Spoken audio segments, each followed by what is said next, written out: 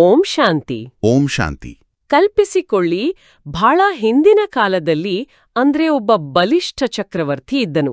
ಆತನ ಬಳಿ ಜಗತ್ತಿನ ಸಮಸ್ತ ಐಷಾರಾಮಿ ವಸ್ತುಗಳಿದ್ರು. ಮಲಗಲು ರೇಷ್ಮೆಯ ಹಾಸಿಗೆ, ಸುತ್ತಲೂ ಚಿನ್ನದ ಗೋಡೆಗಳು, ಕಾವಲಿಗೆ ಸಾವಿರಾರು ಸೈನಿಕರು. ಅಬ್ಬಾ, ಅಂದ್ರೆ ಹೊರಗಡೆಯಿಂದ ನೋಡಕ್ಕೆ ಏನು ಕಮ್ಮಿ ಇರಲಿಲ್ಲ. ಹೌದು. ಆದ್ರೆ ರಾತ್ರಿ ಮಲಗಿದರೆ ಆತನಿಗೆ ಒಂದು ಕ್ಷಣವೂ ನಿದ್ದೆಯಿಲ್ಲ. ಮನಸ್ಸಿನಲ್ಲಿ ಸದಾ ಯಾವುದೋ ಅಂಜಿಕೆ, ಒಂದು ರೀತಿಯ ಬಿರುಗಾಳಿ. ತನ್ನ ಅರಮನೆಯಲ್ಲಿ ಸಿಗದ ಶಾಂತಿಯನ್ನು ಹುಡುಕಿಕೊಂಡು ಆತ ಕಾಡೂ ಮೇಡೂ ಅಲೆದನು. ಎಷ್ಟೋ ಜನರ ಕಥೆ ಇದು. ಖಂಡಿತ. ಕೊನೆಗೆ ದಟ್ಟವಾದ ಅರಣ್ಯದಲ್ಲಿ ಒಬ್ಬ ಮೌನಿ ಸಂತನು ಆತನಿಗೆ ಸಿಕ್ಕಿದನು. ರಾಜನು ತನ್ನ ವ್ಯಥೆಯನ್ನು ತೋಡಿಕೊಂಡಾಗ ಆ ಸಂತನು ಒಂದು ಅದ್ಭುತವಾದ ಮಾತನ್ನು ಹೇಳಿದನು. ಏನ್ ಹೇಳಿದ್ರು ಅವರು? ರಾಜನೇ, ನೀನು ಹೊರಗಿನ ಈ ಬೃಹತ್ ಪ್ರಪಂಚದಲ್ಲಿ ಗುಡ್ಡ ಬೆಟ್ಟಗಳಲ್ಲಿ ಶಾಂತಿಯನ್ನು ಹುಡುಕುತ್ತಿದ್ದೀಯೆ. ಆದ್ರೆ ನೈಜ ಶಾಂತಿ ಇರುವುದು ಆ ಬೃಹತ್ತಿನಲ್ಲ, ನಿನ್ನ ಒಳಗಿನ ಅತಿ ಸೂಕ್ಷ್ಮವಾದ ಬಿಂದು ಸ್ವರೂಪದಲ್ಲಿ ಅಂತ. ಓ, ಎಷ್ಟೊಂದು ಆಳವಾದ ಮಾತು ನೋಡಿ. ಹೌದು. ನೀನು ನಿನ್ನನ್ನು ಆ ಪ್ರಕಾಶಮಾನವಾದ ಬಿಂದುವೆಂದು ಅರಿತಾಗ ಮಾತ್ರ ನೈಜ ಶಾಂತಿ ಸಿಗುತ್ತದೆ ಅಂದ್ರು. ಈ ಕಥೆಯು ಕೇವಲ ಆ ರಾಜನದಲ್ಲ, ಇಂದು ಭೌತಿಕ ಜಗತ್ತಿನಲ್ಲಿ ಎಲ್ಲವನ್ನೂ ಸಾಧಿಸಿಯೂ ಒಳಗಿನಿಂದ ಖಾಲಿಯಾಗಿರೋ ನಮ್ಮ ಎಲ್ಲರ ಕಥೆಯಾಗಿದೆ. 100ಕ್ಕೆ 100 ಸತ್ಯ ಇದು. ಇಂದಿನ ಮುರಳಿ ಚಿಂತನೆಗೆ ನಿಮಗೆ ಸ್ವಾಗತ. ಎಲ್ಲರಿಗೂ ಸ್ವಾಗತ. ಇಂದಿನ ದಿನಾಂಕ 28/04/2026. ಇಂದಿನ ಮುರಳಿಯ ಶೀರ್ಷಿಕೆ ಹೀಗಿದೆ: ಮಧುರ ಮಕ್ಕಳೇ, ತಂದೆಯ ಸಮಾನ ಅತಿಪ್ರಿಯರಾಗಲು ತಮ್ಮನ್ನು ಆತ್ಮಬಿಂದುವೆಂದು ತಿಳಿದು ಬಿಂದು ತಂದೆಯನ್ನು ನೆನಪು ಮಾಡಿರಿ. ಅಂದ್ರೆ ಇದರ ಆಳವಾದ ಅರ್ಥವನ್ನು ನಾವು ನಮ್ಮ ದೈನಂದಿನ ಜೀವನಕ್ಕೆ ಅನ್ವಯಿಸಿಕೊಳ್ಳಬೇಕಾಗಿದೆ. ಪರಮಪಿತನಿಗೆ ಅತಿಪ್ರಿಯರಾಗುವುದು ಅಂದ್ರೆ ಕೇವಲ ಕೈಮುಗಿದು ಭಕ್ತಿಯಿಂದ ಸ್ತೋತ್ರ ಹೇಳುವುದಲ್ಲ. ಖಂಡಿತ ಅಲ್ಲ. ಬದಲಾಗಿ ಫ್ರೀಕ್ವೆನ್ಸಿಯನ್ನು ಮ್ಯಾಚ್ ಮಾಡುವುದು. ಅಂದರೆ ತಂದೆಯು ಹೇಗೆ ಅಶರೀರಿ ಬಿಂದು ಸ್ವರೂಪನಾಗಿದ್ದಾನೋ, ನಾವು ಸಹ ನಮ್ಮ ದೈನಂದಿನ ಕರ್ಮಗಳ ಮಧ್ಯೆ ಅದೇ ಬಿಂದುರೂಪದ ನಿರಂತರ ಅಭ್ಯಾಸ ಮಾಡುವುದಾಗಿದೆ. ಹೌದು. ಈ ಸಮಾನತೆಯೇ ನಮ್ಮನ್ನು ಅವರಿಗೆ ಅತಿಪ್ರಿಯರನ್ನಾಗಿ ಮಾಡುತ್ತದೆ. ಈ ವಿಚಾರವನ್ನು ನಾವು ಆಳವಾಗಿ ನೋಡಿದರೆ, ಅತಿಪ್ರಿಯರಾಗುವುದು ಎಂದರೆ ನಮ್ಮ ಅಸ್ತಿತ್ವದ ಮೂಲ ಸ್ಥಿತಿಗೆ ಮರಳುವುದು. ಕರೆಕ್ಟ್. ತಂದೆಯ ಗುಣಗಳನ್ನು, ಅವರ ಆ ಶಾಂತ ಸ್ವರೂಪವನ್ನು ನಮ್ಮದಾಗಿಸಿಕೊಳ್ಳುವುದು. ನಾವು ಹೊರಗಿನಿಂದ ಎಷ್ಟೇ ದೊಡ್ಡವರಾಗಿರಬಹುದು, ಆದರೆ ಆಂತರಿಕವಾಗಿ ಬಿಂದು ತಂದೆಯನ್ನು ನೆನಪು ಮಾಡಲು ಮೊದಲು ನಾವೇ ಅಹಂಕಾರ ಮುಕ್ತ ಬಿಂದುವಾಗಬೇಕು. ಅದೇ ಇಂದಿನ ಕೇಂದ್ರಬಿಂದು ಅಲ್ವಾ? ಹೌದು. ಇಂದಿನ ಮುರಳಿಯ ಪ್ರಶ್ನೆ ಹೀಗಿದೆ: ನೆನಪಿನಲ್ಲಿರುವ ಗುಪ್ತ ತೀವ್ರ ಪರಿಶ್ರಮವನ್ನು ಪ್ರತಿಯೊಬ್ಬ ಮಗುವೂ ಮಾಡಬೇಕಾಗಿದೆ. ಏಕೆ? ಇದಕ್ಕೆ ಉತ್ತರದಲ್ಲಿ ಬಾಬಾ ಹೇಳ್ತಾರೆ, ಏಕೆಂದರೆ ನೆನಪಿನ ವಿನಾ ಪಾಪಾತ್ಮರಿಂದ ಪುಣ್ಯಾತ್ಮರಾಗಲು ಸಾಧ್ಯವಿಲ್ಲ. ಯಾವಾಗ ಗುಪ್ತ ನೆನಪಿನಲ್ಲಿರುವಿರೋ, ಆತ್ಮಾಭಿಮಾನಿಯಾಗುವಿರೋ, ಆಗ ವಿಕರ್ಮ ವಿನಾಶವಾಗುವುದು. ಮುಂದುವರೆದು ಬಾಬಾ ಹೇಳ್ತಾರೆ, ಧರ್ಮರಾಜನ ಶಿಕ್ಷೆಗಳಿಂದ ಮುಕ್ತರಾಗುವ ಸಾಧನವೂ ಸಹ ನೆನಪಾಗಿದೆ. ನೆನಪಿನಲ್ಲಿಯೇ ಮಾಯೆಯ ಬಿರುಗಾಳಿಗಳು ವಿಘ್ನಗಳನ್ನು ಹಾಕುತ್ತವೆ. ಆದ್ದರಿಂದ ನೆನಪಿನ ಗುಪ್ತ ಪರಿಶ್ರಮ ಪಡಿ, ಆಗ ಲಕ್ಷ್ಮೀನಾರಾಯಣರಂತೆ ಪ್ರಿಯರಾಗುವಿರಿ. ಈ ಪ್ರಶ್ನೆ ಮತ್ತು ಉತ್ತರವೂ ಒಂದು ಅದ್ಭುತವಾದ ವಾಸ್ತವಿಕತೆಯನ್ನು ತೆರೆದಿಡುತ್ತದೆ ನೋಡಿ. ಗುಪ್ತ ಪರಿಶ್ರಮ ಎಂದರೆ ಸಂಸಾರವನ್ನು ಬಿಟ್ಟು ಹಿಮಾಲಯಕ್ಕೆ ಹೋಗುವುದಲ್ಲ. ಹೌದು. ಕಚೇರಿಯಲ್ಲಿ ಲ್ಯಾಪ್ಟಾಪ್ ಮುಂದೆ ಡೆಡ್ಲೈನ್ಸ್ಗಳ ಒತ್ತಡದಲ್ಲಿ ಕೆಲಸ ಮಾಡುತ್ತಿರುವಾಗ, ಅಥವಾ ಮನೆಯಲ್ಲಿ ಅಡುಗೆ ಮಾಡುತ್ತಾ ಮಕ್ಕಳ ಗದ್ದಲದ ಮಧ್ಯೆ ಇರುವಾಗ, ಒಳಗಿನ ಆಳದಲ್ಲಿ ಆ ಬಿಂದು ತಂದೆಯ ಜೊತೆ ನಿರಂತರ ಸಂಪರ್ಕದಲ್ಲಿರುವುದೇ ನಿಜವಾದ ಗುಪ್ತ ಪರಿಶ್ರಮ. ಖಂಡಿತ. ಮಾಯೆಯ ಬಿರುಗಾಳಿಗಳು ಎಂದರೆ ಬೇರೇನೂ ಅಲ್ಲ, ನಮ್ಮ ದೈನಂದಿನ ಭಿನ್ನಾಭಿಪ್ರಾಯಗಳು, ಕೋಪ, ತಾಳ್ಮೆ ಕಳೆದುಕೊಳ್ಳುವ ಸಂದರ್ಭಗಳು. ಇವುಗಳ ಮಧ್ಯೆಯೂ ಆ ಆಂತರಿಕ ತಂತಿಯನ್ನು ಕಡಿದುಕೊಳ್ಳದೆ ಇರುವುದು ಪಾಪಗಳನ್ನು ಭಸ್ಮ ಮಾಡುವ ಅಗೋಚರ ಬೆಂಕಿಯಾಗುತ್ತದೆ. ಇಂದಿನ ಗೀತೆ ಓಂ ನಮಃ ಶಿವಾಯ. ಇದು ಕೇವಲ ಭಕ್ತಿಯ ಪರವಶತೆಯಲ್ಲಿ ಹಾಡುವ ಗೀತೆಯಲ್ಲ, ಬದಲಾಗಿ ಇದು ಆತ್ಮ ಮತ್ತು ಪರಮಾತ್ಮನ ವಾಸ್ತವಿಕ ಮಹಿಮೆಯಾಗಿದೆ. ಹೌದು. ಈ ಗೀತೆಯು ನಮ್ಮನ್ನು ನಮ್ಮ ತಂದೆಯ ನೈಜ, ನಿರಾಕಾರ ಸ್ವರೂಪದ ಕಡೆಗೆ ಕೊಂಡೊಯ್ಯುವ ಸೇತುವೆಯಾಗಿದೆ. ಈಗ ಬಾಬಾರವರ ಮಹಾವಾಕ್ಯಗಳ ಆಳಕ್ಕೆ ಹೋಗೋಣ. ನಾವು ಪ್ರಪಂಚದ ಎಷ್ಟೋ ವಿಷಯಗಳನ್ನು ಕಲಿತೇವೆ, ಆದರೆ ಮೂಲಭೂತ ಸತ್ಯವನ್ನು ಹೇಗೆ ಮರೆತಿದ್ದೇವೆ ಎಂಬುದನ್ನು ಸ್ಪಷ್ಟಪಡಿಸುತ್ತಾ ಬಾಬಾ ಹೇಳುತ್ತಾರೆ, ಈ ಮಹಿಮೆಯು ಎಲ್ಲಾ ಆತ್ಮರ ತಂದೆಯದಾಗಿದೆ. ಬಾಬಾ ಹೇಳ್ತಾರೆ, ಭಗವಂತ ಅರ್ಥಾತ್ ತಂದೆಯನ್ನು ನೆನಪು ಮಾಡಲಾಗುತ್ತದೆ, ಅವರಿಗೆ ಮಾತಾಪಿತಾ ಎಂದು ಹೇಳ್ತಾರಲ್ವಾ, ಪರಮಪಿತಾನೆಂದು ಹೇಳಲಾಗುತ್ತದೆ. ಎಲ್ಲಾ ಮನುಷ್ಯರಿಗೆ ಪರಮಪಿತಾನೆಂದು ಹೇಳ್ತಾರಂದಲ್ಲ. ಹೌದು. ಮುಂದುವರೆದು ಬಾಬಾ ಹೇಳ್ತಾರೆ, ತಂದೆ ಎಂದು ಲೌಕಿಕ ತಂದೆಗೂ ಹೇಳ್ತಾರೆ.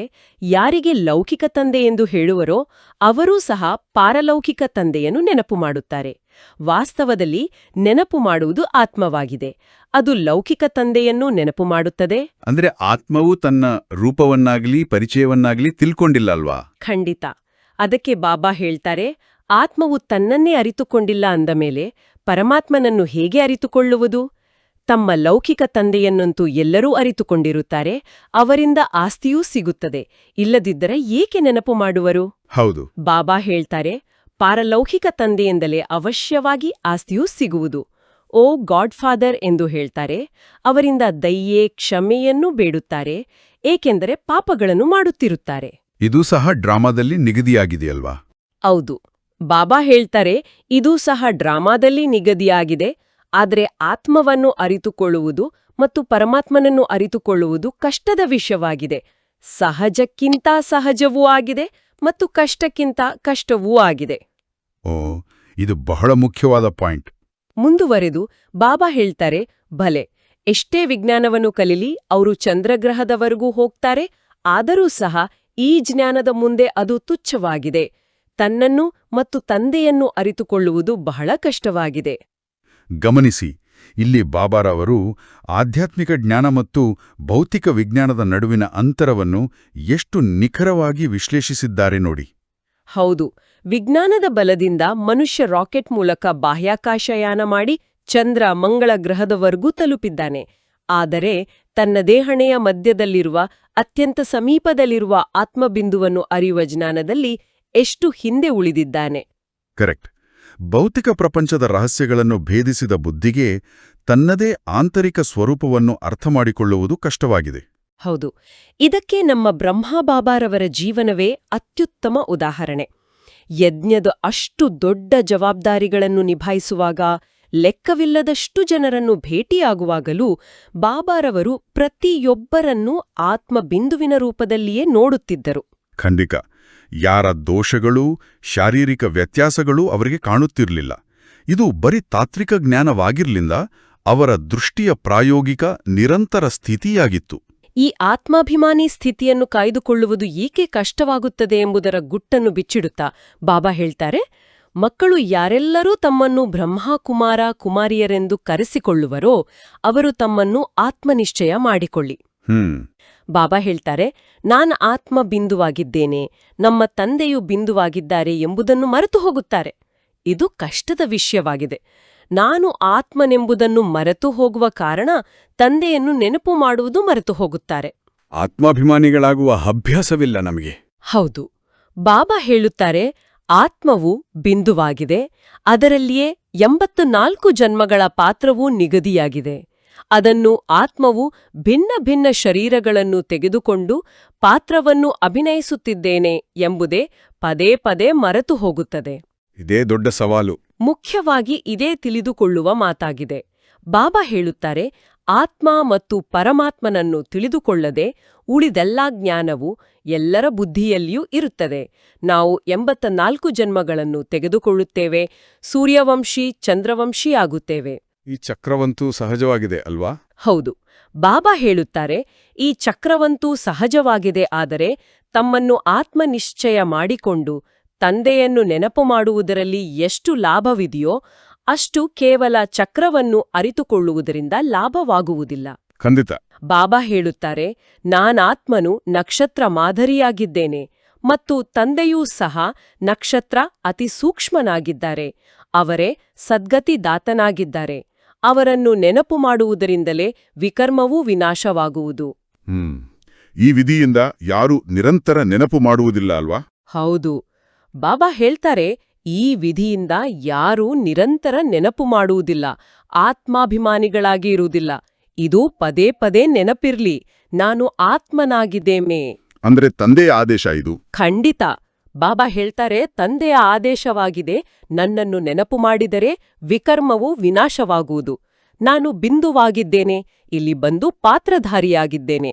ನನ್ನಲ್ಲಿ ಪಂಚವಿಕಾರಗಳ ತುಕ್ಕು ಹಿಡಿದಿದೆ, ತಮೋಪ್ರಧಾನವಾಗಿದ್ದೇನೆ.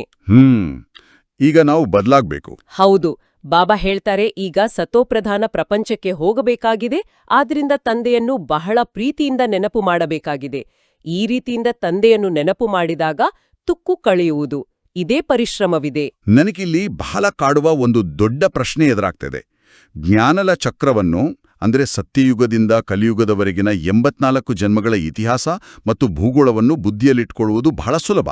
ಹೌದು, ಯಾರಿಗಾದ್ರೂ ವಿವರಿಸುವುದು ಸುಲಭ. ಆದರೆ ಈ ಯೋಗದ ಅಭ್ಯಾಸವೇಕೆ ಇಷ್ಟು ಕಷ್ಟವಾಗುತ್ತದೆ? ಆ ತುಕ್ಕು ಕಳೆಯುವ ಪ್ರಕ್ರಿಯೆ ಹೇಗೆ ಕೆಲಸ ಮಾಡುತ್ತದೆ? ಇದೊಂದು ಅದ್ಭುತವಾದ ಪ್ರಶ್ನೆ. ಇದರ ಹಿಂದಿನ ತರ್ಕವನ್ನು ನಾವು ಅರ್ಥ ಮಾಡಿಕೊಳ್ಬೇಕು ನೋಡಿ. ಜ್ಞಾನ ಎನ್ನುವುದು ಕೇವಲ ಮಾಹಿತಿಯಾಗಿದೆ. ಚಕ್ರ ಹೀಗೆ ತಿರುಗುತ್ತದೆ, 48 ಜನ್ಮಗಳಿವೆ ಎಂಬುದು ನಮ್ಮ ಬುದ್ಧಿಯ ಮಟ್ಟದಲ್ಲಿ ಒಂದು ನಕ್ಷೆಯಂತೆ ಕೆಲಸ ಮಾಡುತ್ತದೆ. ಕರೆಕ್ಟ್. ಆದರೆ ಯೋಗ ಎನ್ನುವುದು ಮಾಹಿತಿಯಲ್ಲ, ಅದು ಪರಿವರ್ತನೆಯ ಬೆಂಕಿ ಅಥವಾ ಒಂದು ಲೇಸರ್ ಕಿರಣ. ನಮ್ಮ ಆತ್ಮಕ್ಕೆ ಅಂಟಿಕೊಂಡಿರುವ ತುಕ್ಕು ಎಂದರೆ ಕಬ್ಬಿಣದ ತುಕ್ಕಲ್ಲ. ಹೌದು, ಅದು ಜನ್ಮಜನ್ಮಾಂತರಗಳಿಂದ ನಾವು ಶೇಖರಿಸಿಕೊಂಡಿರುವ ವಿಕಾರಗಳು, ನೋವು, ದ್ವೇಷ ಮತ್ತು ನಾನು ದೇಹ ಎಂಬ ಅಹಂಕಾರದ ಕಲ್ಮಶ. ಜ್ಞಾನದಿಂದ ನಮಗೆ ಕೇವಲ ಮಾರ್ಗ ತಿಳಿಯುತ್ತದೆ. ಆದರೆ ಆ ಮಾರ್ಗದಲ್ಲಿರುವ ಕಲ್ಮಶಗಳನ್ನು ಭಸ್ಮ ಮಾಡಲು ಪರಮಾತ್ಮನ ನೆನಪಿನ ಲೇಸರ್ ಕಿರಣ ಅಂದರೆ ಯೋಗಾಗ್ನಿಯೇ ಬೇಕು. ಸಂಸ್ಕಾರಗಳನ್ನು ಬದಲಾಯಿಸುವುದು ಕಷ್ಟ, ಏಕೆಂದರೆ ಅದು ನಮ್ಮ ಕಂಫರ್ಟ್ ಝೋನ್ ಆಗ್ಬಿಟ್ಟಿದೆ. ಆಹಾ, ಜ್ಞಾನ ನಕ್ಷೆಯಾದ್ರೆ ಯೋಗ ಆ ದಾರಿಯಲ್ಲಿ ಸಾಗುವ ಇಂಧನ. ಇದನ್ನೇ ನಾವು ಮಾತಾಂಬ ಅಂದ್ರೆ ನಮ್ಮ ಮಮ್ಮಾರವರ ಜೀವನದಲ್ಲಿ ಸ್ಪಷ್ಟವಾಗಿ ಕಾಣಬಹುದು ಅಲ್ವಾ? ಖಂಡಿತ. ಮಮ್ಮ ಅವರು ಕೇವಲ ಜ್ಞಾನದ ಅದ್ಭುತ ಭಾಷಣಕಾರರಾಗಿರ್ಲಿಲ್ಲ. ಅವರ ಆಂತರಿಕ ಯೋಗಯುಕ್ತ ಮೌನ ಎಷ್ಟಿತ್ತಂದ್ರೆ ಪ್ರತಿಯೊಂದು ಕರ್ಮದಲ್ಲಿಯೂ ಅವರು ಸತೋಪ್ರಧಾನ ಸ್ಥಿತಿಯನ್ನು ಕಾಯ್ದುಕೊಂಡಿದ್ರು.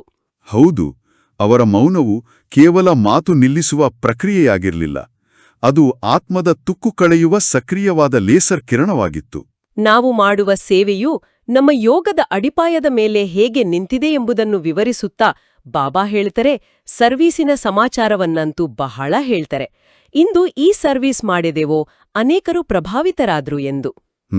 ಬಾಬಾ ಹೇಳ್ತಾರೆ, ಆದ್ರೆ ಶಿವತಂದೆಯೂ ತಿಳಿದುಕೊಳ್ಳುತ್ತಾರೆ, ಆತ್ಮ ಮತ್ತು ಪರಮಾತ್ಮನ ಜ್ಞಾನದಲ್ಲಿ ಅವರು ಸ್ವಲ್ಪವೂ ಪ್ರಭಾವಿತರಾಗ್ಲಿಲ್ಲ.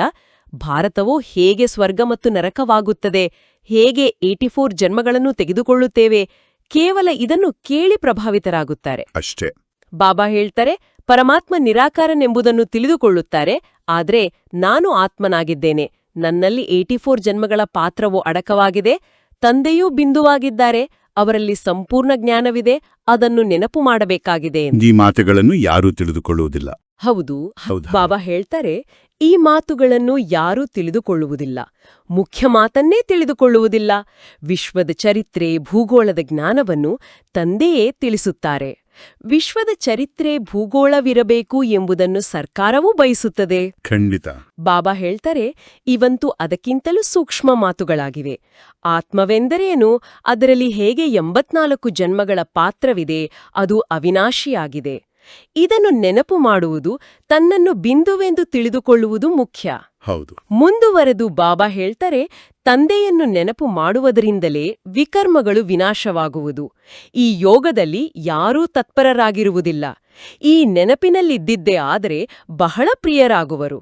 ಈ ಲಕ್ಷ್ಮೀನಾರಾಯಣರನ್ನು ನೋಡಿ ಎಷ್ಟು ಪ್ರಿಯರಾಗಿದ್ದಾರೆ. ಇಲ್ಲಿನ ಮನುಷ್ಯರನ್ನು ನೋಡಿ ಹೇಗಿದ್ದಾರೆ? ಬಾಬಾ ಅದನ್ನೇ ಹೇಳ್ತಾರೆ, ಇಲ್ಲಿನ ಮನುಷ್ಯರನ್ನು ನೋಡಿ ಹೇಗಿದ್ದಾರೆ. ಅವರೇ ಸ್ವಯಂ ಹೇಳ್ತಾರೆ, ನಮ್ಮಲ್ಲಿ ಯಾವುದೇ ಗುಣವಿಲ್ಲ, ನಾವು ಮಲೇಚ್ಛರಾಗಿದ್ದೇವೆ, ತಾವು ಸ್ವಚ್ಛವಾಗಿದ್ದೀರಿ ಎಂದು. ಬಾಬಾ ಹೇಳ್ತಾರೆ, ಆದ್ರೆ ಯಾವಾಗ ತಮ್ಮನ್ನು ಆತ್ಮನಿಷ್ಠಣೆ ಮಾಡಿಕೊಂಡು ತಂದೆಯನ್ನು ನೆನಪು ಮಾಡುವರೋ ಆಗ ಸಫಲತೆಯೂ ಸಿಗುವುದು, ಇಲ್ಲದಿದ್ದರೆ ಸಫಲತೆಯೂ ಕಡಿಮೆ ಸಿಗುತ್ತದೆ. ನಮ್ಮಲ್ಲಿ ಬಹಳಷ್ಟು ಜ್ಞಾನವಿದೆ ಅಂತ ಅನ್ಕೊಳ್ತಾರಲ್ವಾ? ಹೌದು, ಬಾಬಾ ಹೇಳ್ತಾರೆ, ನಮ್ಮಲ್ಲಿ ಬಹಳಷ್ಟು ಜ್ಞಾನವಿದೆ, ವಿಶ್ವದ ಚರಿತ್ರೆ, ಭೂಗೋಳವನ್ನು ಅರಿತುಕೊಂಡಿದ್ದೇವೆ ಎಂದು ತಿಳಿಯುತ್ತಾರೆ. ಆದರೆ ಯೋಗದ ಚಾರ್ಟನ್ನು ತಿಳಿಸುವುದಿಲ್ಲ. ಕೆಲವರೇ ಈ ಸ್ಥಿತಿಯಲ್ಲಿರುತ್ತಾರೆ, ಅರ್ಥಾತ್ ತಮ್ಮನ್ನು ಆತ್ಮನೆಂದು ತಿಳಿದು ತಂದೆಯನ್ನು ನೆನಪು ಮಾಡುವವರು ಬಹಳ ವಿರಳ. ಅನೇಕರಿಗೆ ಅಭ್ಯಾಸವೇ ಇಲ್ಲ. ಖಂಡಿತ. ಬಾಬಾ ಹೇಳ್ತಾರೆ, ಅನೇಕರಿಗೆ ಅಭ್ಯಾಸವೇ ಇಲ್ಲ. ತಂದೆಯೂ ತಿಳಿಸುತ್ತಾರೆ, ಮಕ್ಕಳು ಕೇವಲ ಜ್ಞಾನದ ಚಕ್ರವನ್ನು ಬುದ್ಧಿಯಲ್ಲಿ ತಿರುಗಿಸ್ತಾರೆ, ಆದ್ರೆ ನಾನಾತ್ಮನಾಗಿದ್ದೇನೆ, ತಂದೆಯೊಂದಿಗೆ ಬುದ್ಧಿಯೋಗವನ್ನು ಇಡಬೇಕಾಗಿದೆ ಇದರಿಂದಲೇ ತಮೋಪ್ರಧಾನರಿಂದ ಸತೋಪ್ರಧಾನ ಪ್ರಪಂಚದಲ್ಲಿ ಹೋಗುತ್ತೇನೆ. ಬಾಬಾ ಹೇಳ್ತಾರೆ, ನಾನಾತ್ಮನೂ ತಂದೆಯನ್ನು ಅರಿತುಕೊಳ್ಳಬೇಕಾಗಿದೆ, ಅವರ ನೆನಪಿನಲ್ಲಿ ಇರಬೇಕಾಗಿದೆ. ಈ ಅಭ್ಯಾಸವು ಬಹಳ ಕಡಿಮೆ ಇದೆ. ಇಲ್ಲಿ ಸೇವೆ ಮಾಡೋದಕ್ಕೂ ಮತ್ತು ಯೋಗಯುಕ್ತರಾಗಿ ಸೇವೆ ಮಾಡೋದಕ್ಕೂ ಇರುವ ಅಗಾಧವಾದ ವ್ಯತ್ಯಾಸವನ್ನು ಬಾಬಾ ಬಿಡಿಸಿಟ್ಟಿದ್ದಾರೆ ನೋಡಿ. ಹೌದು, ನಾವು ಅನ್ಯರಿಗೆ ಜ್ಞಾನ ನೀಡಿದಾಗ ಅವರು ಕೇವಲ ಸ್ವರ್ಗ ನರಕದ ಕಥೆ ಕೇಳಿ ಖುಷಿಪಡಬಹುದು, ಪ್ರಭಾವಿತರಾಗಬಹುದು. ಆದರೆ ಅವರ ಆತ್ಮದ ತುಕ್ಕು ಕಳೆಯುತ್ತದೆಯಾ? ಇಲ್ಲ, ಏಕೆಂದ್ರೆ ನಮ್ಮದೇ ಯೋಗದ ಚಾರ್ಟ್ ಸರಿಯಿಲ್ಲದಿದ್ದಾಗ ನಮ್ಮ ಮಾತಿನಲ್ಲಿ ಆ ಪರಿವರ್ತನೆಯ ಶಕ್ತಿ ಇರೋದಿಲ್ಲ. ನಮ್ಮದೇ ಆಂತರಿಕ ಸಂಪರ್ಕ ಕಡಿತಗೊಂಡಾಗ ನಾವು ಹೇಳುವ ಜ್ಞಾನ ಕೇವಲ ಒಂದು ಉಪನ್ಯಾಸವಾಗಿ ಉಳಿಯುತ್ತದೆ. ಅದು ಆತ್ಮವನ್ನು ಎಚ್ಚರಿಸುವುದಿಲ್ಲ. ಖಂಡಿತ. ಈ ಅರಿವಿಲ್ಲದೆ ನಾವು ಪಂಡಿತರಾಗುತ್ತೇವೆ ಹೊರತು ಪಾವನರಾಗುವುದಿಲ್ಲ. ಇದರ ಅಪಾಯವನ್ನ ಬಾಬಾ ತಿಳಿಸ್ತಾರೆ. ಹೌದು, ವಿಶೇಷವಾಗಿ ಧರ್ಮರಾಜನ ಶಿಕ್ಷೆಯ ಪರಿಕಲ್ಪನೆಯನ್ನು ವಿವರಿಸುತ್ತಾ ಬಾಬಾ ಹೇಳುತ್ತಾರೆ, ಬಹಳ ಮಂದಿ ಬರುತ್ತಾರೆ, ಚೆನ್ನಾಗಿದೆ ಚೆನ್ನಾಗಿದೆ ಎಂತಲೋ ಹೇಳುತ್ತಾರೆ. ಬಾಕಿ ಅವರಿಗೆ ನಮ್ಮಲ್ಲಿ ಎಷ್ಟೊಂದು ತುಕ್ಕು ಏರಿದೆ, ಸುಂದರರಿಂದ ಶ್ಯಾಮಾಗಿ ಬಿಟ್ಟಿದ್ದೇವೆ ಎಂಬುದು ಅರ್ಥವಾಗುವುದೇ ಇಲ್ಲ. ಅಂದಮೇಲೆ ಪುನಃ ಸುಂದರರು ಹೇಗಾಗುವುದು? ಅದೇ ಪ್ರಶ್ನೆ.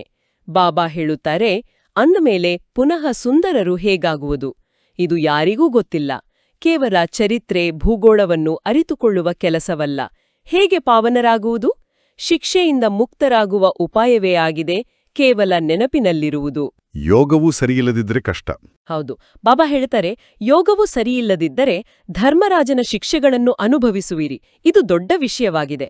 ಇದನ್ನು ಯಾರು ತಿಳಿದುಕೊಳ್ಳುವುದಿಲ್ಲ. ಜ್ಞಾನದಲ್ಲಿ ತನ್ನನ್ನು ಎಲ್ಲಾ ಅರಿತವನೆಂದು ಕುಳಿತುಕೊಳ್ಳುತ್ತಾರೆ. ಬಾಬಾ ಹೇಳ್ತಾರೆ, ಇದರಲ್ಲಿ ಯಾವುದೇ ಸಂಶಯವಿಲ್ಲ. ಮೂಲ ಮಾತು ಯೋಗದ್ದಾಗಿದೆ. ಯೋಗದಲ್ಲಿ ಬಹಳ ಬಲಹೀನರಾಗಿದ್ದಾರೆ. ಆದ್ದರಿಂದ ತಂದೆಯು ತಿಳಿಸುತ್ತಾರೆ, ಮಕ್ಕಳೇ, ಬಹಳ ಎಚ್ಚರಿಕೆಯಿಂದಿರಿ. ಕೇವಲ ಪಂಡಿತರಾಗಬೇಡಿ. ನಾನು ಆತ್ಮನಾಗಿದ್ದೇನೆ. ತಂದೆಯನ್ನು ನೆನಪು ಮಾಡಬೇಕಾಗಿದೆ.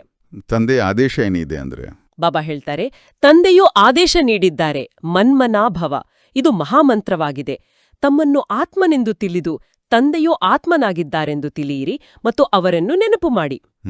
ಬಾಬಾ ಹೇಳ್ತಾರೆ, ತಂದೆಯ ಯಾವುದೇ ದೊಡ್ಡ ರೂಪವೂ ಮುಂದೆ ಬರುವುದಿಲ್ಲ ಅಂದಾಗ ದೇಹಿ ಅಭಿಮಾನಿಗಳು ಆಗುವುದರಲ್ಲಿಯೇ ಪರಿಶ್ರಮವಿದೆ. ವಿಶ್ವದ ಮಹಾರಾಜ ಮಹಾರಾಣಿಯೂ ಒಬ್ಬರೇ ಆಗುತ್ತಾರೆ. ಅವರಿಗೆ ಲಕ್ಷಾಂತರ ಮಂದಿ ಪ್ರಜೆಗಳಾಗುತ್ತಾರೆ. ಪ್ರಜೆಗಳು ಅನೇಕರಿರುತ್ತಾರಲ್ಲವೇ? ಹೌದು. ಯಾವಾಗ ತಮ್ಮನ್ನು ಆತ್ಮನೆಂದು ತಿಳಿದು ತಂದೆಯನ್ನು ನೆನಪು ಮಾಡುವಿರೋ ಆಗ ಪಾವನರಾಗುತ್ತೀರಿ. ಈ ಅಭ್ಯಾಸವು ಬಹಳ ಕ್ಲಿಷ್ಟವಾಗಿದೆ. ಅಂದ್ರೆ ವಿಘ್ನಗಳು ಬರುತ್ತೆ. ಖಂಡಿತ. ಬಾಬಾ ಹೇಳ್ತಾರೆ, ನೆನಪಿನಲ್ಲಿ ಕುಳಿತುಕೊಂಡಾಗ ಬಿರುಗಾಳಿಗಳು ಬಹಳ ವಿಘ್ನಗಳನ್ನಾಕುತ್ತದೆ. ಕೆಲವರು ಅರ್ಧ ಗಂಟೆಯ ಸಮಯವು ಏಕರಸವಾಗಿ ನೆನಪಿನಲ್ಲಿ ಕುಳಿತುಕೊಳ್ಳುವುದು ಬಹಳ ವಿರಳ. ಪದೇ ಪದೇ ಮರೆತು ಹೋಗುತ್ತಾರೆ. ಇದರಲ್ಲಿ ಸತ್ಯವಾದ ಗುಪ್ತ ಪರಿಶ್ರಮವಿದೆ. ಇಲ್ಲಿ ನಾವು ಧರ್ಮರಾಜನ ಶಿಕ್ಷೆಯ ಹಿಂದಿನ ವಿಜ್ಞಾನವನ್ನು ಅರ್ಥ ಮಾಡ್ಕೋಬೇಕು ನೋಡಿ. ಸಾಧಾರಣವಾಗಿ ಶಿಕ್ಷೆ ಎಂದ್ರೆ ಯಾರೋ ಕಟುಕರು ಬಂದು ಬೆತ್ತದಿಂದ ಹೊಡೆಯುತ್ತಾರೆ ಎಂಬ ಭಯ ಹುಟ್ಟಿಸುವ ಚಿತ್ರಣ ನಮ್ಮಲ್ಲಿ ಇದೆ. ಹೌದು ಹೌದು.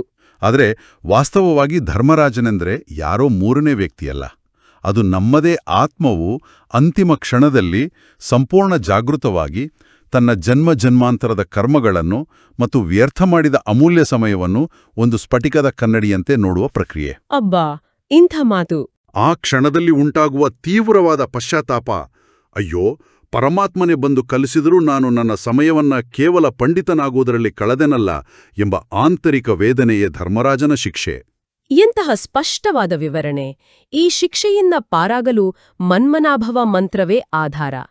ಈ ಗುಪ್ತ ಪರಿಶ್ರಮವನ್ನು ದೈನಂದಿನ ಜೀವನದಲ್ಲಿ ಹೇಗೆ ಅಳವಡಿಸಬೇಕೆಂಬುದಕ್ಕೆ ನಮ್ಮ ಪ್ರಕಾಶ್ ಮಣಿ ದಾದೀಜಿಯವರ ಉದಾಹರಣೆ ಅತ್ಯದ್ಭುತ. ಹೌದು, ದಾದೀಜಿಯವರಿಗೆ ಎಷ್ಟೇ ದೈಹಿಕ ಅನಾರೋಗ್ಯವಿದ್ದರೂ ಅಥವಾ ಯಜ್ಞದಲ್ಲಿ ಎಷ್ಟೇ ದೊಡ್ಡ ವಿಘ್ನಗಳು ಅಂದರೆ ಮಾಯೆಯ ಬಿರುಗಾಳಿಗಳು ಬಂದರೂ ಅವರ ಮುಖದಲ್ಲಿನ ಮಂದಹಾಸ ಅಲುಗಾಡುತ್ತಿರಲಿಲ್ಲ. ಏಕೆಂದರೆ ಅವರು ಕೇವಲ ಜ್ಞಾನದ ಬಗ್ಗೆ ಮಾತನಾಡಲಿಲ್ಲ, ಒಳಗಿನಿಂದ ಆ ಬಿಂದು ತಂದೆಯೊಟ್ಟಿಗೆ ನಿರಂತರ ಅನುಸಂಧಾನದಲ್ಲಿದ್ರು. ಆ ಬಿರುಗಾಳಿಗಳು ಅವರ ಯೋಗಾಗ್ನಿಯನ್ನು ಆರಿಸುವ ಬದಲು ಮತ್ತಷ್ಟು ಪ್ರಜ್ವಲಿಸುವಂತೆ ಮಾಡಿದವು. ಖಂಡಿತ. ಇದೇ ಯೋಗಬಲದ ಮಹತ್ವವನ್ನು ಮತ್ತಷ್ಟು ಆಳವಾಗಿ ತಿಳಿಸುತ್ತಾ ಬಾಬಾ ಹೇಳುತ್ತಾರೆ, ಚಕ್ರದ ರಹಸ್ಯವನ್ನು ಅರಿತುಕೊಳ್ಳುವುದು ಸಹಜವಾಗಿದೆ. ಆದರೆ ಆತ್ಮಾಭಿಮಾನಿಯಾಗಿ ತಂದೆಯನ್ನು ನೆನಪು ಮಾಡುವುದನ್ನು ಕೆದವರೇ ಅರಿತುಕೊಳ್ಳುತ್ತಾರೆ ಮತ್ತು ಅದನ್ನು ಕಾರ್ಯದಲ್ಲಿ ತರುತ್ತಾರೆ. ಬಾಬಾ ಹೇಳ್ತಾರೆ, ತಂದೆಯ ನೆನಪಿನಿಂದಲೇ ನೀವು ಪಾವನರಾಗುತ್ತೀರಿ. ನಿರೋಗಿಕಾಯ ದೀರ್ಘಾಯುಸ್ಸು ಸಿಗುವುದು. ಕೇವಲ ವಿಶ್ವದ ಚರಿತ್ರೆ ಭೂಗೋಳವನ್ನು ತಿಳಿಸುವುದರಿಂದ ವಿಶ್ವದ ಮಾಲೀಕರಾಗುವುದಿಲ್ಲ, ನೆನಪಿನಿಂದಲೇ ಮಾಲೆಯ ಮಣಿಗಳಾಗುತ್ತೀರಿ. ಇದನ್ನ ಕೆಲವರೇ ಮಾಡ್ತಾರೆ. ಹೌದು, ಬಾಬಾ ಹೇಳ್ತಾರೆ, ಇದನ್ನು ಕೆಲವರೇ ಮಾಡ್ತಾರೆ, ಅವರಿಗೇ ಅರ್ಥವಾಗುತ್ತದೆ ನಾವು ನೆನಪಿನಲ್ಲಿರುವುದಿಲ್ಲ ಎಂದು. ಒಳ್ಳೊಳ್ಳೆಯ ಮಹಾರಥಿಗಳು ಈ ಮಾತಿನಲ್ಲಿ ಡೀಲಾಗಿದ್ದಾರೆ. ಮುಖ್ಯ ಮಾತನ್ನು ತಿಳಿಸುವುದಕ್ಕೆ ಬರುವುದೇ ಇಲ್ಲ. ಕಷ್ಟದ ವಿಷಯ ಇದು. ಬಾಬಾ ಹೇಳ್ತಾರೆ, ಈ ಮಾತು ಸಹ ಕಷ್ಟವಾಗಿದೆ. ಕಲ್ಪದ ಆಯಸ್ಸನ್ನು ಬಹಳ ದೊಡ್ಡದಾಗಿ ಮಾಡಿಬಿಟ್ಟಿದ್ದಾರೆ. ನೀವು 5000 ವರ್ಷಗಳೆಂದು ಸಿದ್ಧ ಮಾಡುತ್ತೀರಿ, ಆದರೆ ಆತ್ಮ ಪರಮಾತ್ಮನ ರಹಸ್ಯವೇನನ್ನೂ ಅರಿತುಕೊಳ್ಳುವುದಿಲ್ಲ, ನೆನಪೇ ಮಾಡುವುದಿಲ್ಲ. ಆದ್ದರಿಂದ ಸ್ಥಿತಿಯು ಅಲುಗಾಡುತ್ತಿರ್ತದೆ, ಬಹಳ ದೇಹಾಭಿಮಾನವಿರುತ್ತದೆ. ಹೌದು. ಬಾಬಾ ಹೇಳ್ತಾರೆ, ದೇಹಿ ಅಭಿಮಾನಿಗಳಾದಾಗಲೇ ಮಾಲೆಯ ಮಣಿಗಳಾಗಲು ಸಾಧ್ಯ. ವಿಶ್ವದ ಚರಿತ್ರೆ ಭೂಗೋಳವನ್ನು ತಿಳಿಸುತ್ತೇವೆ, ಆದ್ದರಿಂದ ನಾವು ಮಾಲೆಯಲ್ಲಿ ಸಮೀಪ ಬಂದುಬಿಟ್ಟೇವೆ ಎಂದಲ್ಲ. ಆತ್ಮವು ಇಷ್ಟು ಸೂಕ್ಷ್ಮವಾಗಿದೆ, ಇದರಲ್ಲಿ 84 ಜನ್ಮಗಳ ಪಾತ್ರವೂ ತುಂಬಲ್ಪಟ್ಟಿದೆ. ಬಾಬಾ ಹೇಳ್ತಾರೆ, ಈ ಮಾತನ್ನು ಮೊಟ್ಟಮೊದಲು ಬುದ್ಧಿಯಲ್ಲಿ ತರಬೇಕಾಗಿದೆ ಮತ್ತು ಚಕ್ರವನ್ನು ನೆನಪು ಮಾಡಬೇಕಾಗಿದೆ. ಯೋಗವೇ ಮೂಲ ಮಾತಾಗಿದೆ. ಯೋಗಿ ಸ್ಥಿತಿ ಇರಬೇಕು, ಪಾಪಾತ್ಮರಿಂದ ಪುಣ್ಯಾತ್ಮರಾಗಬೇಕಾಗಿದೆ. ಯೋಗದಿಂದಲೇ ಅಲ್ವಾ ಪವಿತ್ರವಾಗೋದು? ಹೌದು, ಬಾಬಾ ಹೇಳ್ತಾರೆ, ಯೋಗದಿಂದಲೇ ಆತ್ಮವು ಪವಿತ್ರವಾಗುವುದು. ಯೋಗ ಬಲವನ್ನು ಹೊಂದಿರುವವರೇ ಧರ್ಮರಾಜನ ಶಿಕ್ಷೆಗಳಿಂದ ಮುಕ್ತರಾಗುತ್ತಾರೆ. ಈ ಪರಿಶ್ರಮವನ್ನು ಕೆಲವರೇ ಪಡುತ್ತಾರೆ. ಮಾಯೆಯ ಬಿರುಗಾಳಿಗಳು ಬಹಳ ಬರುತ್ತವೆ. ಇದು ಬಹಳ ಗುಪ್ತ ಪರಿಶ್ರಮವಾಗಿದೆ. ಲಕ್ಷ್ಮೀನಾರಾಯಣರಾಗೋದು ಸುಲಭವಲ್ಲ. ಖಂಡಿತ. ಬಾಬಾ ಹೇಳ್ತಾರೆ, ಲಕ್ಷ್ಮೀನಾರಾಯಣರಾಗುವುದು ಚಿಕ್ಕಮ್ಮನ ಮನೆ ಅಂತಲ್ಲ. ಇದು ಅಭ್ಯಾಸವಾಗಿ ಬಿಟ್ಟರೆ ನಡೆದಾಡುತ್ತಾ ತಿರುಗಾಡುತ್ತಾ ತಂದೆಯ ನೆನಪು ಬರುತ್ತಿರುವುದು. ಇದಕ್ಕೆ ಯೋಗವೆಂದು ಹೇಳಲಾಗುವುದು. ಬಾಕಿ ಈ ಜ್ಞಾನದ ಮಾತುಗಳನ್ನಂತೂ ಹೌದು, ಬಾಬಾ ಹೇಳ್ತಾರೆ, ಬಾಕಿ ಈ ಜ್ಞಾನದ ಮಾತುಗಳನ್ನಂತೂ ಚಿಕ್ಕ ಚಿಕ್ಕ ಮಕ್ಕಳು ತಿಳಿದುಕೊಳ್ಳುತ್ತಾರೆ. ಚಿತ್ರಗಳಲ್ಲಿ ಎಲ್ಲ ಯುಗ ಮೊದಲಾದವುಗಳನ್ನು ಹಾಕಿದ್ದಾರೆ. ಇದು ಸಾಮಾನ್ಯವಾಗಿದೆ. ಯಾವುದೇ ಕಾರ್ಯವನ್ನು ಆರಂಭಿಸುವಾಗ ಸ್ವಸ್ತಿಕ್ ಚಿತ್ರವನ್ನು ಬಿಡಿಸುತ್ತಾರೆ. ಇದು ಸತ್ಯಯುಗ ತ್ರೇತಾಯುಗದ ಸಂಕೇತವಾಗಿದೆ. ಬಾಬಾ ಹೇಳ್ತಾರೆ, ಬಾಕಿ ಮೇಲೆ ಚಿಕ್ಕದಾದ ಸಂಗಮ ಯುಗವಿದೆ ಅಂದಾಗ ಮೊದಲು ತನ್ನನ್ನು ಆತ್ಮನೆಂದು ತಿಳಿದು ತಂದೆಯನ್ನು ನೆನಪು ಮಾಡುತ್ತಿದ್ದಾಗಲೇ ಆ ಶಾಂತಿಯು ಹರಡುವುದು. ಯೋಗದಿಂದಲೇ ವಿಕರ್ಮ ವಿನಾಶವಾಗುವುದು. ಲಕ್ಷ್ಮೀನಾರಾಯಣರಾಗುವುದು ಚಿಕ್ಕಮ್ಮನ ಮನೆ ಅಂತಲ್ಲ, ಅಂದ್ರೆ ಮೌಸಿ ಕಾ ಘರ್ ನಹಿ ಎಂಬ ಮಾತನ್ನು ಬಾಬಾ ಪದೇ ಪದೇ ಬಳಸ್ತಾರಲ್ವಾ? ಹೌದು. ಅಂದ್ರೆ ಇದು ಸಾಮಾನ್ಯ ಆಟವಲ್ಲ. ಇದು 24 ಗಂಟೆಗಳ ಕಾಲದ ಆಂತರಿಕ ಜಾಗೃತಿ. ನಡೆಯುವಾಗ, ಮಾತನಾಡುವಾಗ, ಆಫೀಸ್ ಮೀಟಿಂಗ್ನಲ್ಲಿರುವಾಗಲೂ ನಾನು ಕೇವಲ ಓರ್ವ ಅತಿಥಿ. ನಾನು ಈ ದೇಹವಲ್ಲ, ಒಂದು ಪ್ರಕಾಶಮಾನವಾದ ಬಿಂದು. ನನ್ನ ತಂದೆ ಪರಂಧಾಮದಲ್ಲಿದ್ದಾನೆ ಎಂಬ ಅರಿವು ಬಲವಾಡಿರಬೇಕು. ಇದೇ ನಿಜವಾದ ಯೋಗಬಲ. ಪ್ರಪಂಚದಲ್ಲಿರುವ ಅತಿದೊಡ್ಡ ಭ್ರಮೆ ಅಂದ್ರೆ ಆತ್ಮ ಮತ್ತು ಪರಮಾತ್ಮ ಒಂದೇ ಎಂಬ ಕಲ್ಪನೆಯನ್ನು ನಿವಾರಣೆ ಮಾಡುತ್ತಾ ಬಾಬಾ ಹೇಳ್ತಾರೆ, ಇಡೀ ಪ್ರಪಂಚವು ಆತ್ಮ ಮತ್ತು ಪರಮಾತ್ಮನ ಮಾತನ್ನೇ ಮರೆತು ಹೋಗಿದ್ದಾರೆ. ಬಾಬಾ ಹೇಳ್ತಾರೆ, ಪರಮಾತ್ಮನು ಕೋಟಿ ಸೂರ್ಯ ತೇಜೋಮಯನೆಂದು ಹೇಳುತ್ತಾರೆ. ಆದರೆ ಇದು ಹೇಗೆ ಸಾಧ್ಯ? ಆತ್ಮವೇ ಪರಮಾತ್ಮನೆಂದು ಹೇಳುತ್ತಾರೆಂದ ಮೇಲೆ ಇಬ್ಬರು ಒಂದೇ ಆದ್ರಲ್ವೇ? ಚಿಕ್ಕವರು ದೊಡ್ಡವರ ಅಂತರವೇ ಬರೋದಿಲ್ಲ. ಖಂಡಿತ. ಬಾಬಾ ಹೇಳ್ತಾರೆ, ಇದರ ಮೇಲೂ ತಿಳಿಸಬೇಕಾಗಿದೆ. ಆತ್ಮದ ರೂಪವೂ ಬಿಂದುವಾಗಿದೆ. ಆತ್ಮವೇ ಪರಮಾತ್ಮನೆಂದು ಹೇಳುವುದಾದರೆ ಪರಮಾತ್ಮನೂ ಬಿಂದುವೇ ಆದರಲ್ವೇ? ಇದರಲ್ಲಿ ವ್ಯತ್ಯಾಸವಾಗಲು ಸಾಧ್ಯವಿಲ್ಲ. ಎಲ್ರೂ ಪರಮಾತ್ಮನಾಗ್ಬಿಟ್ರೆ ಅದೇ ಬಾಬಾ ಹೇಳ್ತಾರೆ, ಎಲ್ಲರೂ ಪರಮಾತ್ಮನಾಗಿ ಬಿಟ್ರೆ ಎಲ್ಲರೂ ರಚಯಿತನಾಗಿ ಬಿಡುತ್ತಾರೆ. ಆದರೆ ಸರ್ವರ ಸದ್ಗತಿ ಮಾಡುವವರು ಒಬ್ಬರೇ ತಂದೆಯಲ್ವೇ? ಉಳಿದಂತೆ ಪ್ರತಿಯೊಬ್ಬರಿಗೆ ತಮ್ಮ ಪಾತ್ರವೂ ಸಿಕ್ಕಿದೆ. ಮೊದಲು ಇದನ್ನು ಬುದ್ಧಿಯಲ್ಲಿ ಕೂರಿಸಬೇಕಾಗಿದೆ. ತಿಳುವಳಿಕೆಯ ಮಾತಾಗಿದೆ. ಹೌದು. ಬಾಬಾ ಹೇಳ್ತಾರೆ, ತಂದೆಯೂ ತಿಳಿಸುತ್ತಾರೆ, ನನ್ನನ್ನು ನೆನಪು ಮಾಡಿದ್ರೆ ತುಕ್ಕು ಬಿಟ್ಟು ಹೋಗುವುದು. ಇದರಲ್ಲಿ ಪರಿಶ್ರಮವಿದೆ. ಒಂದಂತೂ ಅರ್ಧಕಲ್ಪ ದೇಹಾಭಿಮಾನಿಗಳಾಗಿದ್ದೀರಿ. ಸತ್ಯಯುಗದಲ್ಲಿ ಆತ್ಮಾಭಿಮಾನಿಯಾಗಿದ್ರೂ ಸಹ ತಂದೆಯನ್ನು ಅರಿತುಕೊಂಡಿರುವುದಿಲ್ಲ, ಜ್ಞಾನವೂ ತಿಳಿದಿರುವುದಿಲ್ಲ. ಈಗ ನಮ್ಗೆ ಜ್ಞಾನ ಸಿಕ್ಕಿದೆ. ಹೌದು. ಬಾಬಾ ಹೇಳ್ತಾರೆ, ಈ ಸಮಯದಲ್ಲಿ ನಿಮ್ಗೆ ಯಾವ ಜ್ಞಾನ ಸಿಗುತ್ತದೆಯೋ ಇದು ಪ್ರಾಯಲೋಪವಾಗಿ ಬಿಡುತ್ತದೆ. ಅಲ್ಲಿ ಕೇವಲ ನಾನಾತ್ಮನು ಒಂದು ಶರೀರವನ್ನು ಬಿಟ್ಟು ಇನ್ನೊಂದನ್ನು ತೆಗೆದುಕೊಳ್ಳುತ್ತೇನೆ, ಪಾತ್ರವನ್ನು ಅಭಿನಯಿಸುತ್ತೇನೆ ಎಂಬುದಷ್ಟೇ ತಿಳಿದಿರುತ್ತದೆ. ಇದರಲ್ಲಿ ಚಿಂತೆಯ ಮಾತೇನಿದೆ? ಅಳೋದ್ರಿಂದ ಏನಾಗುತ್ತೆ ಅಲ್ವಾ? ಖಂಡಿತ. ಬಾಬಾ ಹೇಳ್ತಾರೆ, ಪ್ರತಿಯೊಬ್ಬರೂ ತಮ್ಮ ತಮ್ಮ ಪಾತ್ರವನ್ನು ಅಭಿನಯಿಸಬೇಕಾಗಿದೆ. ಅಳುವುದರಿಂದೇನಾಗುವುದು? ಇದನ್ನು ತಿಳಿಸಬೇಕಾಗಿದೆ. ಒಂದು ವೇಳೆ ಸ್ವಲ್ಪ ತಿಳಿದುಕೊಂಡರೂ ಸಹ ಶಾಂತಿ ಬಂದು ಬಿಡುವುದು. ತಾನು ತಿಳಿದುಕೊಂಡರೆ ಅನ್ಯರಿಗೂ ತಿಳಿಸುವರು. ಬಾಬಾ ಹೇಳ್ತಾರೆ, ವೃದ್ಧರೂ ಸಹ ತಿಳಿಸ್ತಾರೆ, ಅಳೋದ್ರಿಂದ ಏನು ಹಿಂತಿರುಗಿ ಬರುವರೆ? ಆತ್ಮವು ಶರೀರವನ್ನು ಬಿಟ್ಟು ಹೋಯಿತು. ಇದರಲ್ಲಿ ಅಳುವ ಮಾತೇನಿದೆ? ಕೆಲವರು ಜ್ಞಾನವಿಲ್ಲದವರು ಈ ರೀತಿ ತಿಳಿದುಕೊಳ್ಳುತ್ತಾರೆ, ಆದರೆ ಆತ್ಮ ಮತ್ತು ಪರಮಾತ್ಮನೆಂದರೆ ಯಾರು ಎಂಬುದೇ ತಿಳಿದುಕೊಂಡಿರುವುದಿಲ್ಲ. ಆತ್ಮ ನಿರ್ಲೇಪ ಅಂತ ಅಂದ್ಕೊಳ್ತಾರೆ. ಹೌದು, ಬಾಬಾ ಹೇಳ್ತಾರೆ, ಆತ್ಮದಲ್ಲಿಯೇ ತುಕ್ಕು ಹಿಡಿದಿದೆ, ಆದರೆ ಅವರು ಆತ್ಮವು ನಿರ್ಲೇಪವೆಂದು ತಿಳಿದುಕೊಳ್ಳುತ್ತಾರೆ. ಇವು ಬಹಳ ಸೂಕ್ಷ್ಮ ಮಾತುಗಳಾಗಿವೆ. ತಂದೆಗೆ ಗೊತ್ತಿದೆ, ಬಹಳ ಮಕ್ಕಳು ನೆನಪಿನಲ್ಲಿರುವುದಿಲ್ಲ, ಕೇವಲ ಅನ್ಯರಿಗೆ ತಿಳಿಸುವುದರಿಂದ ಏನಾಗುವುದು?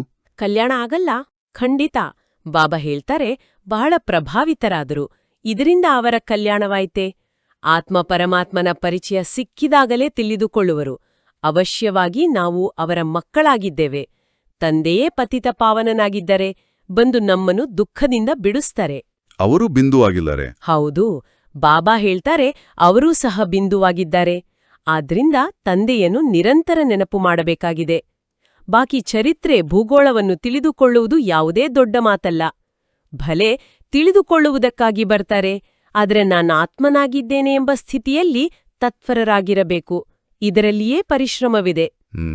ಬಾಬಾ ಹೇಳ್ತಾರೆ, ಆತ್ಮ ಪರಮಾತ್ಮನ ಮಾತನ್ನು ನಿಮಗೆ ತಂದೆಯೇ ಬಂದು ತಿಳಿಸುತ್ತಾರೆ. ಸೃಷ್ಟಿಚಕ್ರವಂತೂ ನಿಮಗೆ ಬಹಳ ಸಹಜವಾಗಿದೆ. ಎಷ್ಟು ಸಾಧ್ಯವೋ ಏಳುತ್ತಾ ಕುಳಿತುಕೊಳ್ಳುತ್ತಾ ಆತ್ಮಾಭಿಮಾನಿಯಾಗೋ ಪರಿಶ್ರಮ ಪಡಬೇಕಾಗಿದೆ. ಆತ್ಮಾಭಿಮಾನಿಗಳು ಬಹಳ ಶಾಂತವಾಗಿರ್ತಾರೆ. ನಾನಾತ್ಮ ಶಾಂತಿಯ ಆಳದಲ್ಲಿ ಹೋಗ್ಬೇಕು. ಹೌದು, ಬಾಬಾ ಹೇಳ್ತಾರೆ, ನಾನು ಶಾಂತಿಯ ಆಳದಲ್ಲಿ ಹೋಗಬೇಕಾಗಿದೆ. ನಿರಾಕಾರಿ ಪ್ರಪಂಚದಲ್ಲಿ ಹೋಗಿ ವಿರಾಜಮಾನನಾಗಬೇಕಾಗಿದೆ. ನನ್ನ ಪಾತ್ರವು ಈಗ ಮುಕ್ತಾಯವಾಯಿತೆಂದು ತಿಳಿಯುತ್ತಾರೆ. ತಂದೆಯ ರೂಪವು ಚಿಕ್ಕ ಬಿಂದುವೆಂದು ತಿಳಿಯುತ್ತಾರೆ. ಅವರೇನು ದೊಡ್ಡಲಿಂಗದ ರೂಪದಲ್ಲಿಲ್ಲ. ತಂದೆಯೂ ಬಹಳ ಸೂಕ್ಷ್ಮವಾಗಿದ್ದಾರಲ್ವಾ? ಖಂಡಿತ. ಬಾಬಾ ಹೇಳ್ತಾರೆ, ತಂದೆಯೂ ಬಹಳ ಸೂಕ್ಷ್ಮವಾಗಿದ್ದಾರೆ. ಅವರು ಜ್ಞಾನಸಾಗರ, ಸರ್ವರ ಸದ್ಗತಿದಾತನಾಗಿದ್ದಾರೆ. ನಾನಾತ್ಮನೂ ಸಹ ಜ್ಞಾನಪೂರ್ಣನಾಗ್ತಿದ್ದೇನೆ. ಯಾವಾಗ ಈ ರೀತಿಯ ಚಿಂತನೆ ನಡೆಯುವುದೋ ಆಗಲೇ ಶ್ರೇಷ್ಠ ಪದವಿಯನ್ನು ಪಡೆಯುವರು.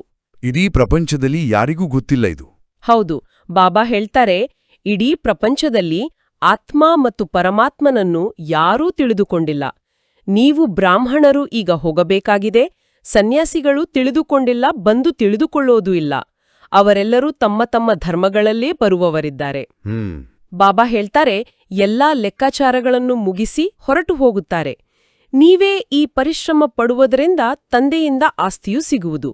ಈಗ ಪುನಃ ದೇಹಿ ಅಭಿಮಾನಿಗಳಾಗಬೇಕಾಗಿದೆ. ಆತ್ಮದಲ್ಲಿಯೇ ಮನಸ್ಸಿದೆಯಲ್ಲವೇ? ಆತ್ಮವೇ ಮನಸ್ಸನ್ನು ತಂದೆಯೊಂದಿಗೆ ಜೋಡಿಸಬೇಕಾಗಿದೆ. ಮನಸ್ಸು ಶರೀರದಲ್ಲಿಲ್ಲ ಅಲ್ವಾ? ಖಂಡಿತ. ಬಾಬಾ ಹೇಳ್ತಾರೆ, ಮನಸ್ಸು ಶರೀರದಲ್ಲಿಲ್ಲ. ಶರೀರಕ್ಕೆ ಎಲ್ಲಾ ಸ್ಥೂಲ ಕರ್ಮೇಂದ್ರಿಯಗಳಿವೆ.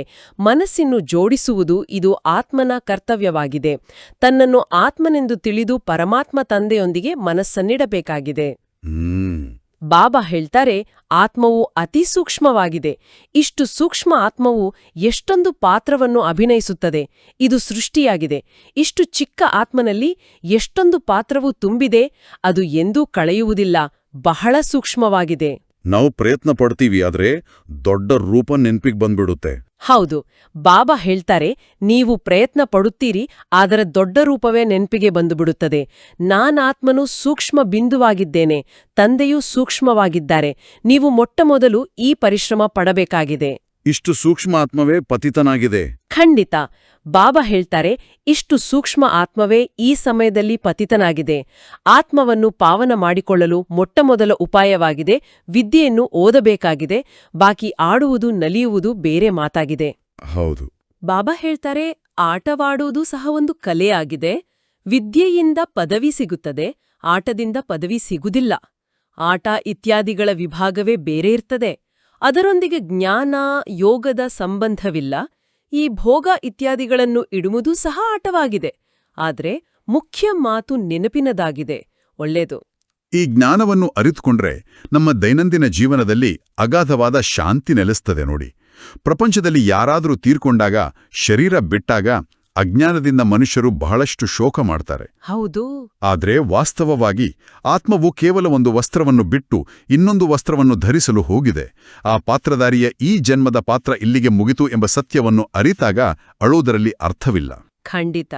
ಸರ್ವವ್ಯಾಪಿ ಭ್ರಮೆಯಿಂದ ಹೊರಬಂದು ನಾವೆಲ್ಲರೂ ವಿಭಿನ್ನ ಪಾತ್ರಧಾರಿಗಳು, ನಮ್ಮ ಮೂಲ ತಂದೆ ಆ ಬಿಂದು ಸ್ವರೂಪ ಶಿವಬಾಬಾ ಎಂಬ ಅರಿವೇ ನಮ್ಮನ್ನು ಈ ದುಃಖದ ಸುಳಿಯಿಂದ ಪಾರುಮಾಡುವ ದೋಣಿಯಾಗುತ್ತದೆ. 100ಕ್ಕೆ 100 ಸತ್ಯ. ಮಧುರಾತಿಮಧುರ ಅಗಲಿ ಹೋಗಿ ಮರಳಿ ಸಿಕ್ಕಿರುವ ಮಕ್ಕಳ ಪ್ರತಿ ಮಾತಾಪಿತಾ ಬಾಪ್ದಾದಾರವರ ನೆನಪು, ಪ್ರೀತಿ ಹಾಗೂ ಸುಪ್ರಭಾತ. ಆತ್ಮಿಕ ಮಕ್ಕಳಿಗೆ ಆತ್ಮಿಕ ತಂದೆಯ ನಮಸ್ತೆ. ಓಂ ಶಾಂತಿ. ಮಕ್ಕಳೇ, ಬಾಬಾವರು ಇಂದಿನ ಮುರಳಿಯಲ್ಲಿ ನಮಗೆ ಕೊಟ್ಟಿರುವ ಶ್ರೇಷ್ಠ ಮೌಲ್ಯಗಳನ್ನು ಕೇವಲ ಕೇಳುವುದಷ್ಟೇ ಅಲ್ಲ, ನಮ್ಮ ಜೀವನದ ಪ್ರತಿ ಹೆಜ್ಜೆಯಲ್ಲಿ ಅಳವಡಿಸಿಕೊಳ್ಳಲು ಧಾರಣೆಯ ಕಡೆ ವಿಶೇಷ ಗಮನ ಹರಿಸೋಣ. ಖಂಡಿತ. ಧಾರಣೆಗಾಗಿ ಮುಖ್ಯ ಸಾರ. ಮೊದಲನೆಯ ಅಂಶವಾಗಿ ಬಾಬಾ ಹೇಳ್ತಾರೆ, ಧರ್ಮರಾಜನ ಶಿಕ್ಷೆಗಳಿಂದ ಮುಕ್ತರಾಗಲು ನೆನಪಿನ ಗುಪ್ತ ಪರಿಶ್ರಮ ಪಡಬೇಕಾಗಿದೆ. ಪಾವನರಾಗುವ ಉಪಾಯವಾಗಿದೆ ತಮ್ಮನ್ನು ಆತ್ಮಬಿಂದುವೆಂದು ತಿಳಿದು ಬಿಂದು ತಂದೆಯನ್ನು ನೆನಪು ಮಾಡುವುದು. ಇದರ ಪ್ರಾಯೋಗಿಕ ಅರ್ಥವೇನೆಂದರೆ, ಹೊರಗಿನಿಂದ ನಾವು ಯಾವುದೇ ಸೇವೆ ಅಥವಾ ಉದ್ಯೋಗ ಮಾಡುತ್ತಿರಬಹುದು, ಆದರೆ ಆಂತರಿಕ ಜಾಗೃತಿ ಸದಾ ಆಣಾಗಿರಬೇಕು ಅಲ್ವಾ? ಹೌದು.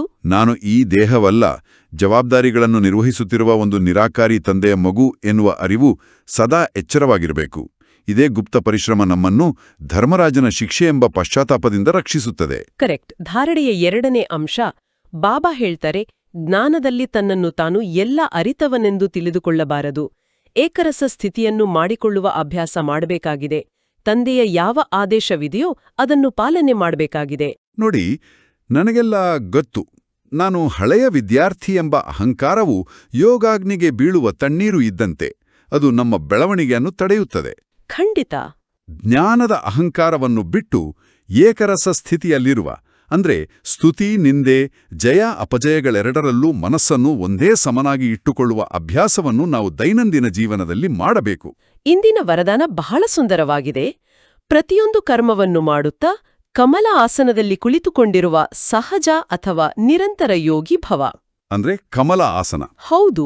ನಿರಂತರ ಯೋಗಯುಕ್ತರಾಗಿ ಇರುವುದಕ್ಕಾಗಿ ಸದಾ ಕಮಲಪುಷ್ಪದ ಆಸನದಲ್ಲಿ ಕುಳಿತುಕೊಂಡಿರಿ. ಆದರೆ ಯಾರು ಹಗುರವಾಗಿರುತ್ತಾರೆಯೋ ಅವರೇ ಈ ಕಮಲ ಆಸನದಲ್ಲಿ ಸ್ಥಿತರಾಗಲು ಸಾಧ್ಯವಾಗುವುದು. ಭಾರ ಇರಬಾರದು. ಖಂಡಿತ. ಯಾವುದೇ ಪ್ರಕಾರದ ಹೊರೆ ಅಂದ್ರೆ ಬಂಧನವಿರಬಾರದು. ಮನಸ್ಸಿನ ಸಂಕಲ್ಪಗಳ ಹೊರೆ, ಸಂಸ್ಕಾರಗಳ ಪ್ರಪಂಚದ ವಿನಾಶಿ ವಸ್ತುಗಳ ಆಕರ್ಷಣೆಯ ಹೊರೆ, ಲೌಕಿಕ ಸಂಬಂಧಗಳೊಂದಿಗಿನ ಮಮತ್ವದ ಹೊರೆ ಇರಬಾರದು. ಯಾವಾಗ ಇವೆಲ್ಲ ಹೊರೆಗಳು ಸಮಾಪ್ತಿಯಾಗುವುದೋ ಆಗಲೇ ಕಮಲ ಆಸನದಲ್ಲಿ ಕುಳಿತುಕೊಂಡು ನಿರಂತರ ಯೋಗಿಯಾಗಲು ಸಾಧ್ಯವಾಗುವುದು. ಇದೊಂದು ಅದ್ಭುತವಾದ ಜೀವನ ಶೈಲಿ ನೋಡಿ. ಕಮಲದ ಹೂವು ಕೆಸರಿನಲ್ಲಿಯೇ ಇರುತ್ತದೆ, ಆದರೆ ಕೆಸರಿನ ಒಂದು ಹಣಿಯೂ ಅದಕ್ಕೆ ಅಂಟುವುದಿಲ್ಲ. ಹೌದು. ಅದರಂತೆ ನಾವು ಕಚೇರಿಯಲ್ಲಿ ಟಾಕ್ಸಿಕ್ ವಾತಾವರಣದ ಮಧ್ಯೆ ಇರಬಹುದು, ಅಥವಾ ಮನೆಯಲ್ಲಿ ಜವಾಬ್ದಾರಿಗಳ ಸುಳಿಯಲಿರಬಹುದು. ಕರ್ಮವನ್ನು ಮಾಡಲೇಬೇಕು, ಆದರೆ ಆ ಕರ್ಮದ ಫಲದ ಮೇಲಿನ ಆಸೆ ಅಥವಾ ವ್ಯಕ್ತಿಗಳ ಮೇಲಿನ ಮಮತ್ವದ ಭಾರವನ್ನು ಮನಸ್ಸಿನ ಮೇಲೆ ಹಾಕಿಕೊಳ್ಳಬಾರದು. ಅಬ್ಬಾ, ಮನಸ್ಸನ್ನು ಜಲಕಮಲವತ್ ಆಗಿ ಇಟ್ಟುಕೊಂಡರೆ ಅದೇ ನಿಜವಾದ ಕಮಲ ಆಸನ. ಖಂಡಿತ.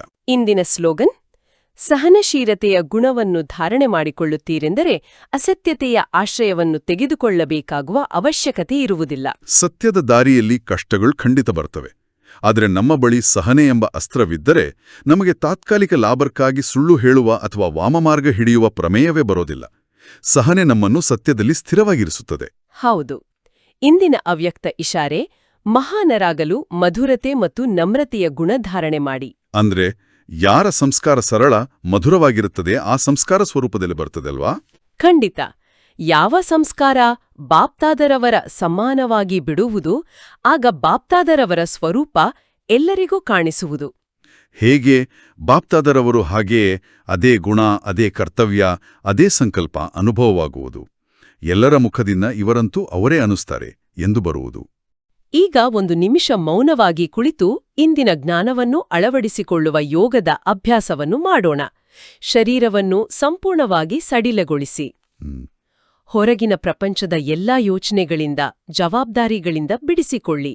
ಕೇವಲ ಭ್ರುಕುಟಿಯ ಮಧ್ಯದಲ್ಲಿ ಆ ಮೂರನೇ ಕಣ್ಣಿನ ಸ್ಥಾನದಲ್ಲಿ ನಿಮ್ಮ ಗಮನವನ್ನು ಕೇಂದ್ರೀಕರಿಸಿ. ನಾನೊಂದು ಅತಿ ಸೂಕ್ಷ್ಮ ಹೊಳೆಯುವ ಜ್ಯೋತಿರ್ಬಿಂದು ಆತ್ಮ. ಹೌದು, ನನ್ನದು ಕಮಲದ ಹೂವಿನಂತಹ ನಿರ್ಲೇಪ ಸ್ಥಿತಿ. ನನ್ನ ಮನಸ್ಸಿನ ತಂತಿಯನ್ನು ಈಗ ನನ್ನ ಮೂಲ ಮನೆ ಶಾಂತಿಧಾಮಕ್ಕೆ ಕೊಂಡೊಯ್ಯುತ್ತಿದ್ದೇನೆ. ಅಲ್ಲಿರುವ ನನ್ನ ಪರಮಪಿತ ಕೋಟಿ ಸೂರ್ಯರ ಪ್ರಕಾಶವುಳ್ಳ ಆದರೆ ಅತಿ ಸೂಕ್ಷ್ಮ ಬಿಂದುವಾಗಿರುವ ಶಿವಬಾಬಾನಿಂದ ಪವಿತ್ರತೆಯ ಕಿರಣಗಳು ಬರ್ತಾ ಇವೆ. ದಿವ್ಯಶಾಂತಿಯ ಲೇಸರ್ ಕಿರಣಗಳು ನನ್ನ ಮೇಲೆ ನಿರಂತರವಾಗಿ ಬೀಳುತ್ತಿವೆ. ನನ್ನ ಜನ್ಮಾಂತರದ ವಿಕಾರಗಳ ತುಕ್ಕು ಅಹಂಕಾರ ಭಸ್ಮವಾಗುತ್ತಿದೆ. ನಾನು ಸಂಪೂರ್ಣ ಹಗುರವಾಗುತ್ತಿದ್ದೇನೆ, ಶುದ್ಧವಾಗುತ್ತಿದ್ದೇನೆ. ಓಂ ಶಾಂತಿ. ಓಂ ಶಾಂತಿ. ಇಂದಿನ ಮುರಳಿಯ ಸಾರಾಂಶ: ಅಭ್ಯಾಸಕ್ಕಾಗಿ ದಿನವಿಡೀ ಈ ಒಂದು ಸಾಲನ್ನು ನಮ್ಮ ಮನಸ್ಸಿನಲ್ಲಿ ಅಚ್ಚಳಿಯದೆ ಉಳಿಸಿಕೊಳ್ಳೋಣ. ನಾನಾತ್ಮಬಿಂದು, ನನ್ನ ತಂದೆಯೂ ಬಿಂದು. ಮಧುರ ಮಧುರ ಮಕ್ಕಳೇ, ಇಂದು ದಿನವಿಡೀ ಬಾಬಾರವರು ಹೇಳಿದಂತೆ ನಡೆಯುತ್ತಾ ತಿರುಗಾಡುತ್ತಾ, ಕಚೇರಿಯಲ್ಲಿರಲಿ ಅಥವಾ ಮನೆಯಲ್ಲಿರಲಿ, ಕಮಲಾ ಆಸನದಲ್ಲಿ ಕುಳಿತು ಬಿಂದು ತಂದೆಯನ್ನು ನೆನಪು ಮಾಡುವ ಗುಪ್ತ ಪರಿಶ್ರಮವನ್ನು ಪ್ರೀತಿಯಿಂದ ಮಾಡೋಣ. ಖಂಡಿತ. ಮಾಯೆಯ ಬಿರುಗಾಳಿಗಳಿಗೆ, ಹೊರಗಿನ ಸನ್ನಿವೇಶಗಳಿಗೆ ಹೆದರದೆ ಯೋಗ ಬಲವನ್ನು ಹೆಚ್ಚಿಸಿಕೊಳ್ಳೋಣ. ಅರಮನೆಯ ರಾಜನಿಗೆ ಸಿಕ್ಕಂತೆ ನೈಜ ಶಾಂತಿಯು ಎಲ್ಲಿಯೂ ಇಲ್ಲ. ಅದು ನಿಮ್ಮ ಒಳಗಿನ ಆ ಬಿಂದು ಸ್ವರೂಪದಲ್ಲೇ ಅಡಗಿದೆ ಎಂಬುದನ್ನು ಸದಾ ನೆನಪಿನಲ್ಲಿಡಿ. ಹೌದು. ಲೈಕ್, ಶೇರ್, ಫಾರ್ವರ್ಡ್ ಮಾಡಿ. ನಾಳೆ ಮತ್ತೆ ಹೊಸ ಬಾಬರ ಮುರಳಿಯನ್ನು ಕೇಳೋಣ. ಓಂ ಶಾಂತಿ.